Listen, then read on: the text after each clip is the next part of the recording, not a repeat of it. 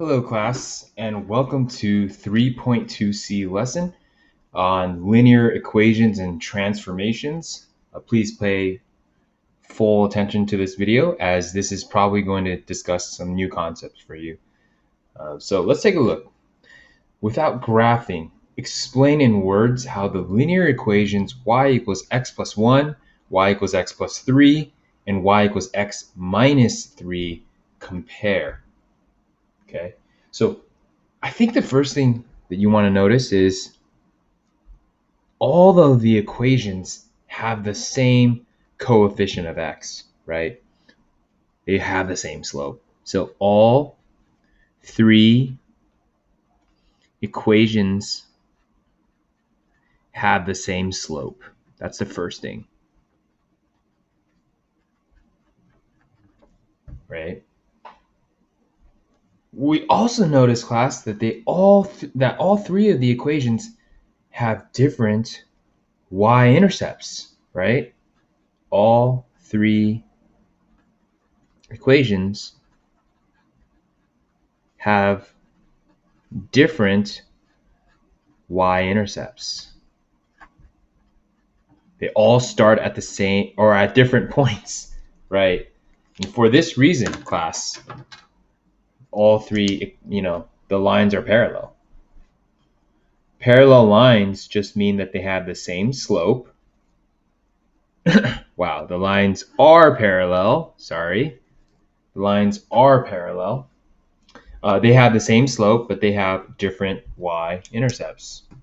Okay, so let's go ahead and graph. And for this, if you can color code, that would be awesome.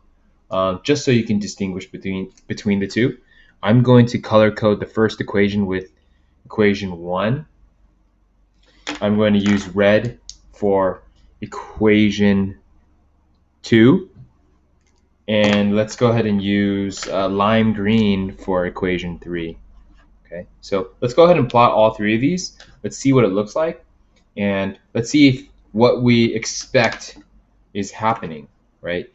Equation 1, y equals x plus 1. Start at the y-intercept of 1, and your slope is 1 over 1. So you literally have this diagonal, rise of 1, run of 1, rise of 1, run of 1. And we're starting with the very, very easy slope so you can get the hang of it. But eventually, obviously, not all slopes will be as simple as 1 over 1.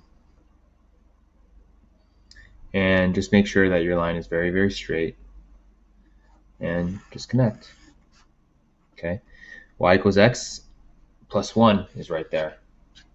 I'm going to do the same thing with my second equation, except this time I have a y-intercept of 3. So I start at 1, 2, 3, and then I have that rise over 1 over 1 slope. Now, you can see that this second graph is moving in the same exact direction as the first one. They have the same rate of change. They have the same slope. And because they have the same slope, they actually will never touch. They're parallel, and they will never touch. Okay. If this was money, or if this was someone making money, you can pretty much say that the person in red will always have more money than the person in blue. Right? Unfortunately, that's true because they make the same amount of money. Their rate of change per hour or per day or whatever the unit of measurement is the same. And red really just starts off at a higher point. Okay. Green is the worst in terms of if this was money, right? Because green starts with a negative y-intercept. So green starts with debt, tries to make his or her way out of it.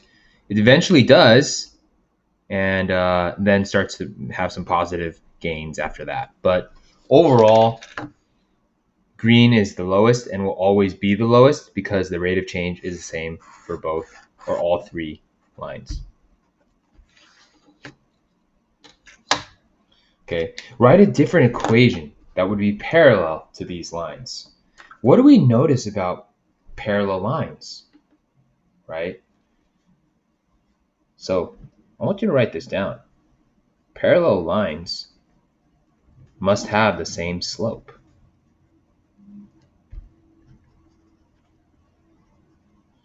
So if we want to write another equation that is parallel to these lines, we basically just need to have an equation that has the same slope. So I'm going to write something fun like x plus 20.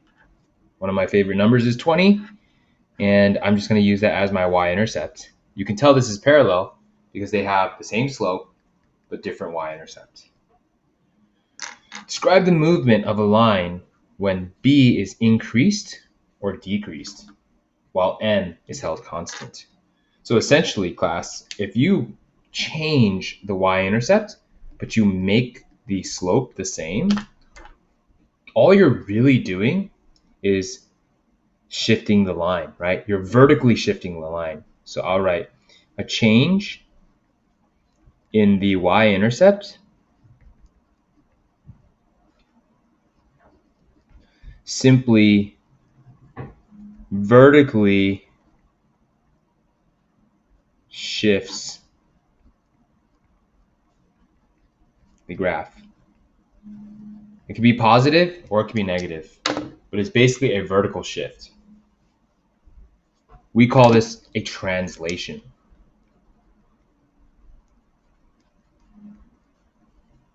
A translation is when you shift the position of something. It could be a vertical shift or it could be a horizontal shift. In this case, this is a vertical translation, but translations don't always have to be vertical. But when you change the y-intercept, it's a vertical shift. Okay. Let's go to number 2. So number 2 says, graph the equation y equals 2x minus 4 on the coordinate plane and label the line with the equation. Okay, so I'm going to go ahead and start with the blue, sky blue marker again. They want us to graph y equals 2x minus 4. Okay, always start with the y-intercept, negative 4. And now the slope is 2 over 1. So I got to rise 2, run 1. Rise 2, run 1. Rise 2, run 1. And honestly, you don't have to do it too many times. Accuracy is important, but you don't really need to do it that many times. Okay, so there's my line right there, right? 2x minus 4. Okay. Graph y equals 1/2 x minus 4 on the same coordinate plane. So what's interesting is they actually want us to graph another equation that has the same y-intercept, but a different slope. Of course we can do that. We know how to do that. Start at 0, negative 4 again. And now this time go up 1 and 2 to the right. Up 1 and 2 to the right. Right?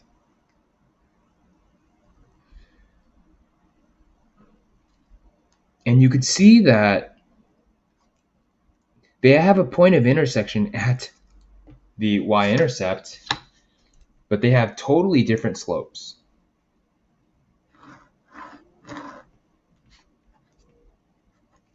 That's kind of expected, right? We can have the same amount of starting money, but if I have a slope of 1/2 and you have a slope of 2, we're obviously not going to be growing at the same rate, right?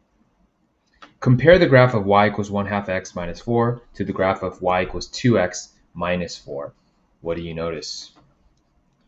First, both lines have the same y-intercept.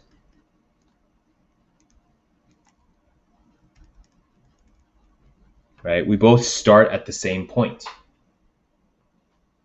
The y-intercept is literally the point of intersection in this case. Okay? You can also say something like y equals 1/2 x minus 4 has a slope that is less steep than the original. If you want to call the original, right? If you want to call the first one the original. But ultimately, you would say that the second equation has a slope that is less steep than the first equation. That kind of should make sense. That should come pretty naturally for you, right? That's what I mean. When you just look at it visually, you know that this initial graph has a steeper slope than the second one. Okay. So now they want us to graph a third equation. I'm going to use the lime green this time. Okay. Graph y equals negative 2x minus 4 on the same coordinate plane. So again, starting at the negative 4 y-intercept, but this time they want us to graph a negative slope. So instead of going up 2 and over 1, I now go down 2 and over 1. Down 2 and over 1. And you can see that the graph is pretty different. Still have the same starting y-intercept, but this third graph is totally different. It's moving in a different direction, right? Two graphs are going positively, moving in the positive direction, and then this third graph that I just drew is negative.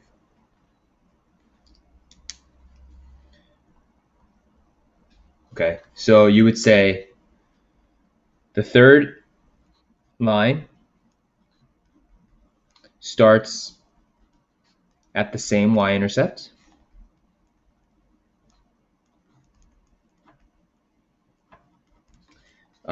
But then you would say the third line has a negative slope.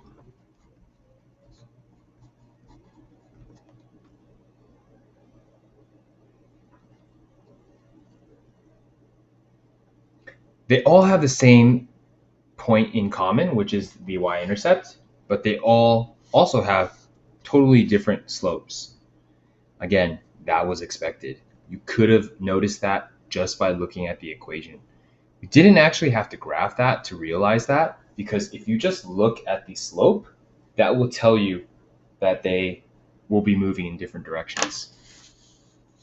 Okay, this is actually a transformation in itself, right? Does anyone know what type of transformation it would require the red line to then go to the blue line?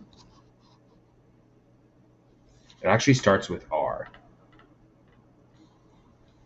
If you said rotation, that is correct. That's another transformation, right? A rotation is when you rotate something about a fixed point. In this case, the fixed point was the y-intercept. And we're just literally taking initial equations, rotating the slope a little bit, and we're getting totally different graphs, right? Rotating from red to blue is certainly possible. And then rotating from blue to green is also possible, right? It's just a rotation. A rotation is the transformation that will affect your slope. Notice how in the first example, a translation did not affect the slope, because a translation is just a vertical or horizontal shift. However, a rotation will certainly change your slope. Okay, so let's summarize that. Number 3, describe the movement of a line when the slope is increased or decreased while the y-intercept is held constant. State the transformation. So you would say this is a rotation.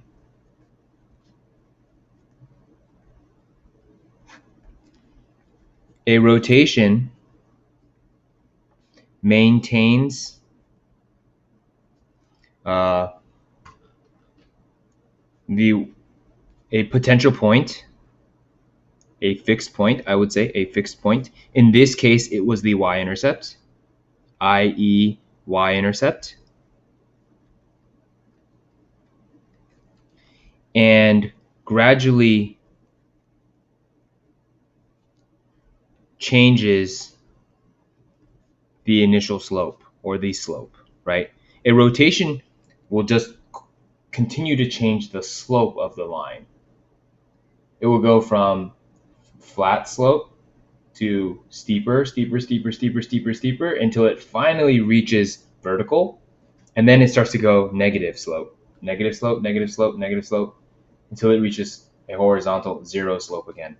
Every time you rotate a line, you're infinitely affecting the slope because you're just constantly changing what the slope is, right? That fixed point usually is, hopefully is the y-intercept, but we call that fixed point the point of rotation. Okay. A rotation is a transformation that changes the slope. That's something that you should make sure you understand and write that down, right? A rotation is the transformation that changes the slope. Okay. Describe the movement of a line when m is changed to negative m, while the y-intercept is held constant. State the transformation. Okay. This could be done in a combination of things. We talked about two types of transformations already. Obviously, a rotation can change your slope from positive to negative. So a rotation can change a slope from positive to negative.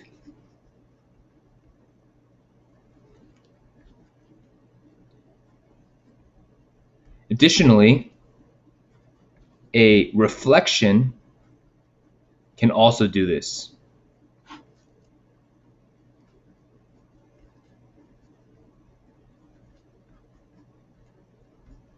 A reflection is just when you take something and you reflect it across a line of reflection, right? If you had an image like, let's say, a triangle like this, you could reflect it to the other side and make it look like that, right? That's an example of a reflection. A reflection is just taking an image or a line, whatever you're doing, and just,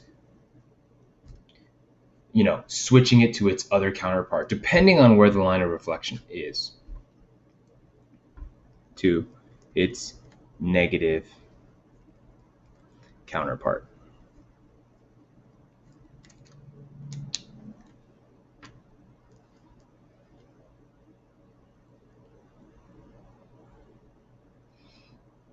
Okay. Let's shift gears. Let's go all the way down to number 6, and let's just follow along with what they're saying.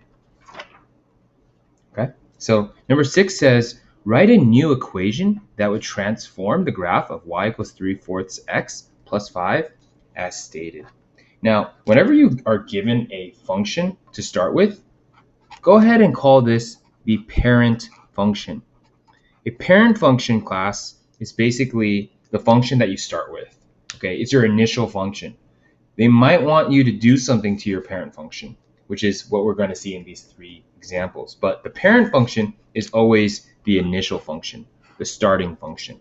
Okay, so now that we have the parent function, they want us to keep the slope the same, but the line has to shift up 2 units. So you want the slope to be the same, but you want the y-intercept to be 2 units higher. Well, 2 units higher is really just like saying adding 2 to the end. So really, this is 3/4 x plus 7. Okay. Now, when you're talking about b, remember you're always relating b to the original parent function. You're not talking b in terms of a, you're talking about b in terms of the parent function. So you want the y-intercept to stay the same as the parent function, but you want the line to be less steep.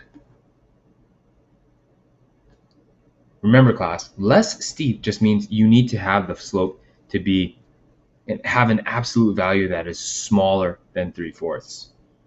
So if you want me to write a slope that is less steep than 3/4, I'll just give you 1/4. 1/4 x plus 5 would be a slope that is less steep than 3/4, and it also has the same y-intercept as stated. Okay. Finally, letter C says the line is parallel to y equals 3/4 x plus 5, your parent function. but the line is translated down 7 units. Okay, let's circle the word parallel here. Parallel just means same slope, but you want to translate the parent function down 7 units. So it's kind of like saying y equals 3/4 x plus 5, which is the original, and then down 7 units means to attach a -7 to your y-intercept. Okay, you're going to have to simplify this. So when you simplify this, this becomes y equals 3/4 x minus 2.